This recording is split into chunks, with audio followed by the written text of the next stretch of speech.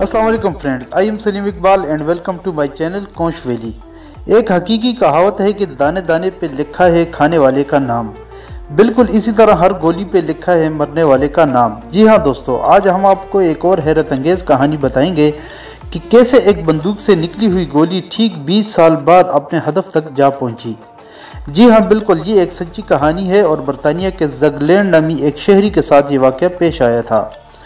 ज़गलैंड नाम का एक शख्स बरतानिया का शहरी था। इसके साथ 1913 में एक दिलचस्प और हैरत अंगेज़ वाक़या पेश आया। असल में हुआ कुछ यूँ था कि ज़गलैंड नामी इस शख्स ने 1893 में अपनी गर्लफ्रेंड के साथ एक संगीन मजाक किया था और इसकी गर्लफ्रेंड ने इस मजाक के नतीजे में खुदकुशी कर ली थी।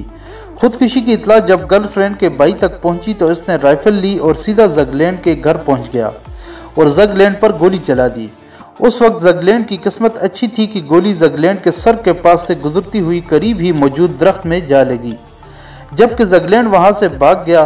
बाद अज़ां हमलावर को पुलिस ने गिरफ्तार कर लिया और कुछ ही अरसा बाद दोनों ख़ानदानों की आपस में सुलह भी हो गई और यूं जिंदगी का सफ़र आगे की तरफ चल निकला। गोली चलने के इस वाक़े के 20 साल बाद यानी 1913 में ज़गलैंड ने घर की तामीर की गरज से उसी दरख्त को काटना शुरू कर दिया जिसमें गोली पेवस्त थी। लेकिन दरख्त का तना मोटा और सख्त था, चुनाचे दरख्त ज़गलैंड से नहीं कट रहा था।